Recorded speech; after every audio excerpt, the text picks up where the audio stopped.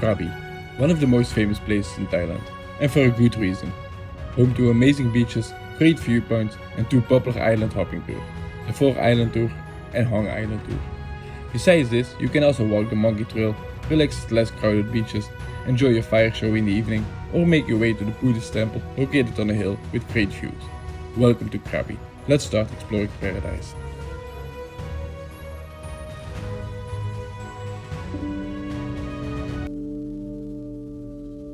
My day started early, hopping onto a traditional longtail boat. As we pulled away from the shore, the dramatic limestone cars started rising straight out of the water. It's the kind of view that makes you forget to check your phone. In the mornings the water is usually calm, in the afternoons it can be a bit rougher.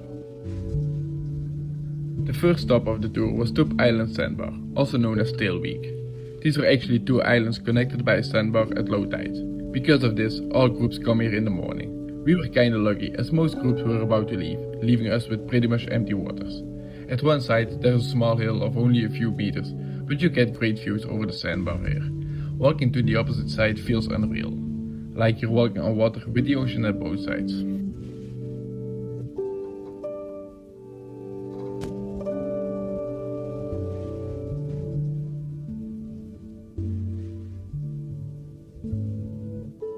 The second stop was Chicken Island, and yes, the rock actually looks like a chicken.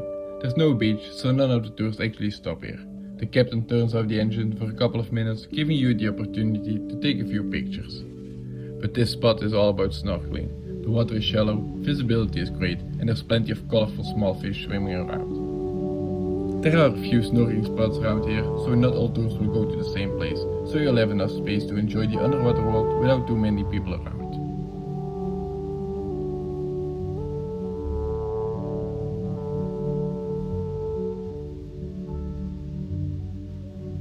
The third stop on the trip was my favorite, Poda Island. The island is a bit bigger, so there's plenty of space for everyone. However, most people stick onto the same beach and just stay there to swim and relax. It was also the spot for our lunch, which is included in every tour. As we had to wait a bit, I walked around the island to find more silent places here, and that was definitely worth it.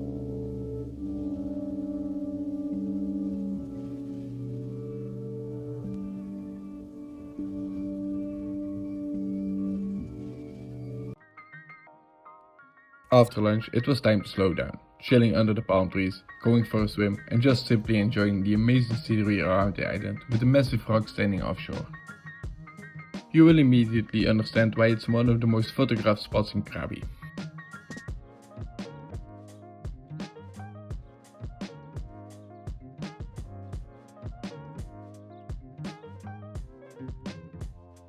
The last stop of this trip was Prangna Cave Beach. The beach is located near the famous Rayleigh Beach and isn't actually an island but located on the mainland. However, there are no roads leading up to this beach or to Rayleigh Beach, so to get here you have to jump in a longtail boat anyway. You will be dropped off at East Rayleigh, from where you have to walk 10 minutes past high cliffs before you eventually reach the beach. The place is unreal, soft white sand, crystal clear water and cliffs towering on the side of the beach. The cave itself isn't too spectacular, but has a pretty local shrine. It's also a popular place to go rock climbing, but you won't have enough time if you're on a tour. Because it's easy to reach from Unwind beach, there were plenty of people here. Some of them were staying at Rayleigh Beach, others came here just on a day trip from Krabi or Unwind. In the end, this tour was really enjoyable, and except for Prangna Cave Beach, there were less people than I expected. The price for the tour ranges from 800 baht to 1200 baht for a longtail boat and 1200 baht to 2000 baht for a speedboat, depending on the agency you book with. Booking through your hostel, hotel or resort is always cheaper as booking straight with an agency on the side of the street. This price doesn't include the national park fee of 400 baht, which usually needs to be paid on the day of the trip. Boats leave around 8 or 9 in the morning and return between 2 and 3 in the afternoon. Speedboats are usually faster but don't always allow you to stay longer on the island though. Another tour you can do from Krabi is Hong Island Tour. However, this one is more popular and I'll show you why. As I chose the longtail boat for the 4 Island Tour, I decided to go with the speedboat this time. Whereas the longtail boats depart from Unwind Beach and you can simply walk there, the speedboats leave from a spot some kilometers north of Unwind Beach, so you will be picked up in the morning by a van. First stop on this tour was Koh Lau Landing. situated just north of Hong Island. You'll be dropped off at the floating bridge. From here is a short walk to the main beach of the island. It's a place where you won't do much, just chilling at the beach and swimming in the crystal clear waters. The downside is that everyone does this and the beach isn't too wide, so it all felt a bit crowded, even though it's an amazing place as a first stop on this trip.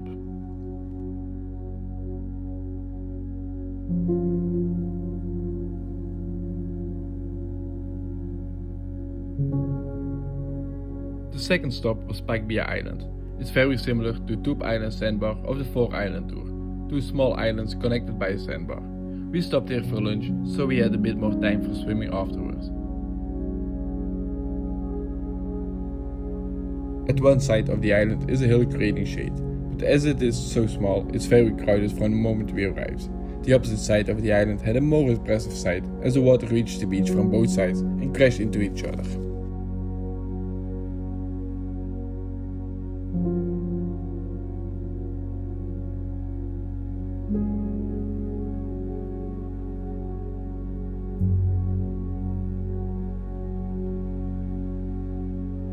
After lunch and some time for relaxing, we headed to the third stop of the day, Hong Lagoon. You'll enter through a narrow gap in the cliffs before it suddenly opens up into this majestic lagoon surrounded by towering rock walls. However, like the other places around here, it was very crowded with many boats around. We did a short tour, were able to snap some pictures before heading to the main destination of the day, Hong Island. Yet again, you're dropped off at the floating bridge, from where you have to take a short walk to the main beach. However, almost no one stays at the smaller beach near the floating bridge, so if you want some time on the beach away from the crowds, I suggest staying here. But one of the best sites, not only in Krabi, but in all of Thailand, is located on this island as well.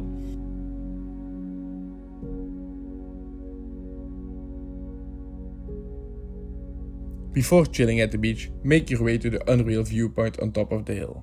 Walk past the two beaches to the opposite side of the island, where there are signs and stairs going upwards.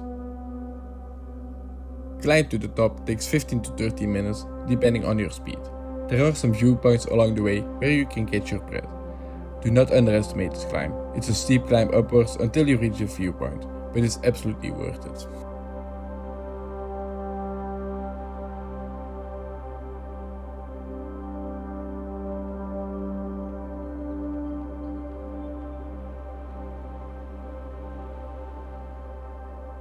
Stay here for a while to soak up the views before making your way down. You will have enough time to do both the climb to the panoramic viewpoint as well as going for a swim. But if that's not enough for you, there is a short 10-minute nature trail starting near the floating bridge and ending at the bottom of the stairs. It's nothing too impressive, but you'll have the trail pretty much for yourself. Afterwards, don't forget to relax before you'll make your way back to Krabi. The price for this tour ranges from 900 baht to 1200 baht for a longtail boat and 1200 baht to 1500 baht for a speedboat. The national park fee here is 300 baht. These prices always include pickup and drop-off from the hotel or hostel, lunch, drinks and snorkeling gear. Looking back at both tours, in my opinion, the 4-island tour is much more relaxed as there are way less people doing this one. The Hong Island tour is more beautiful, but because of that, all the places felt a bit crowded.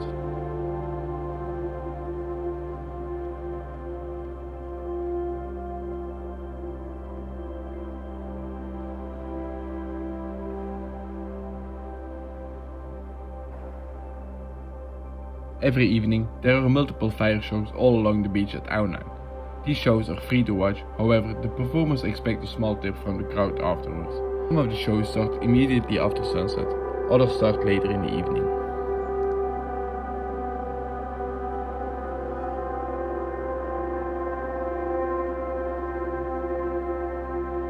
If you want to see monkeys, get to the southern side of Unwind Beach and walk the monkey trail to Pai Plong Beach. However, you need a bit of luck with the monkeys as they're not always present. The trail itself takes some 10 minutes but it isn't too impressive.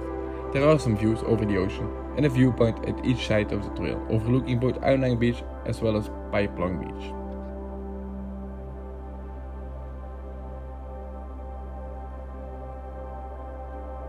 When you reach Pai Plong Beach, you'll immediately notice that it's much quieter than Unwind, simply because there are no roads going here and half of the place is still under construction. It's a great place to relax and go for a swim if you want to get away from the crowds.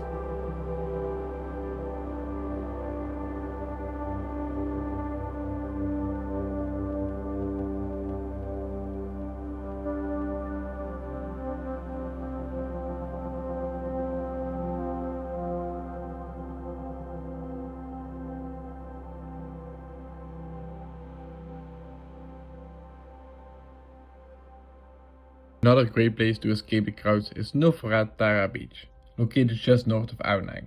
There are only a few resorts and hotels located here, and most people don't bother coming here, even though it's only a 15-minute walk from Aonang Beach. The beach itself is almost twice as long as Aonang itself, so there are many empty spots you can relax.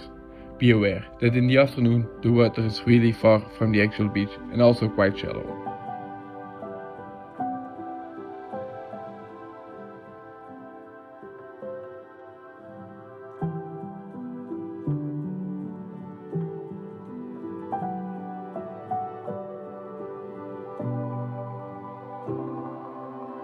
Located some 3 kilometers from Aonang Beach is the mountain Buddha temple, situated at the top of a small hill. It's completely free to visit, and 250 steps take you to the Buddha on top of the hill, where you're rewarded with stunning views over the mainland of Krabi. Because of its location, you most likely won't see many other visitors around.